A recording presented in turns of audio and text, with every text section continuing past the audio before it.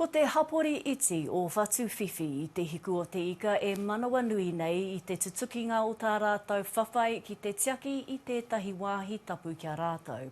Ko te whānau o Haititai Marangai Marae kua noho I te whenua, hei whakahe I te whakataua te kaipapuri I te whenua, kia whakatū ara haere I runga I taua wāhi tapu.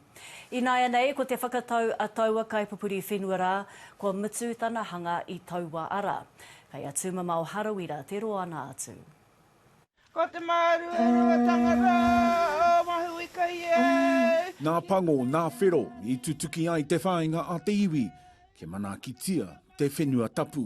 Tēnei te mauri o tō tātou nei kaupapa kāhiki. Tēnei te mauri o tō noho whenua ki Pātea o te whānau moana o te rorohuri kāhiki. Pātea o Matariki is a wāhi tapu. It is important, it is significant, and that we are kaitiaki, and today we were able to reaffirm that. Huia taiki e! Iti mata te no hanga ki te whenua e whāwiki ki muri. I te hiahia te kaipupuri whenua pito ki te whakatū huarahi ki ngā taipu o Pātea o Matariki. I ngā wiki kua tahake, I a ta wānanga a hei ngā iwi me te kaunihera arohe o te tai tokerau ki te raki, ki te whakari te kawenata, kia kore ai ngā taipu e turakina, haere aki nei. That will go on the title of that block, and from this point on, if it was breached, we can go straight to court, we can get action to protect it through the court of law.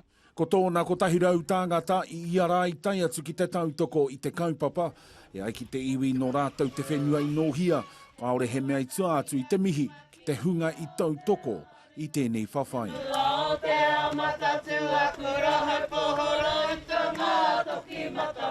E miharo pai ana mātou ki ngā kōrero, ki ngā koha I homai e te iwi whānui kia mātou. Ki tō mātou whānau I noho nei ki roto ahitreiria, mai te waipaunamu.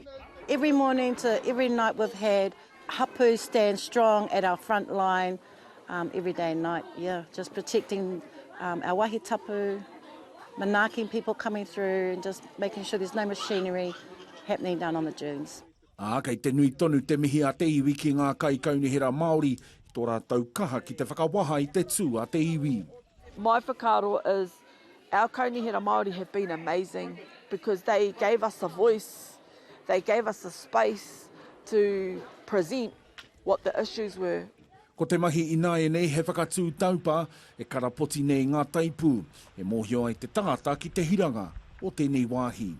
Tumama o Harawira, te ao Marama.